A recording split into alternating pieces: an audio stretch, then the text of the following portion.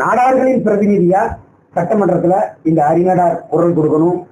இந்த அறிநாடார் மாதிரி இப்ப ஆலங்குளத்துல 2021 சட்டமன்றத்துல எப்படி அறிநாடார் வாக்கு வாங்கினாரோ இதை விட வெற்றி வாய்ப்புகளை பல தொகுதிகள்ல நாடார்கள் பெரும்பான்மையா இருக்கக்கூடிய தொகுதிகள்ல பல சமுதாய பெருமக்களை நிறுத்தி கலங்காணுங்கிற ஒரு ஒற்றை நோக்கத்தோட தான் இந்த புதிய கட்சியை தொடங்கி இருக்கிறோம்.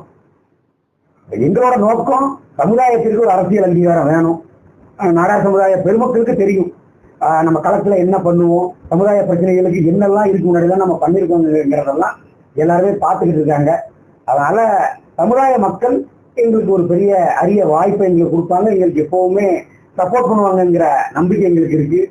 இன்னைக்கு ஆரம்பிச்சிருக்கிற சத்திரிய சான்றோர் படை அப்படிங்கிற இந்த புதிய நாடார்களுக்கான கட்சியை பட்டி தொட்டி எங்கும் நாடார் சமுதாய இளைஞர் பெருமக்கள் ஒவ்வொரு குக்கிராமத்துக்கும் கொண்டு போய் சேர்ப்பாங்கிற நம்பிக்கையும் எனக்கு இந்த நேரத்தில் இருக்கு.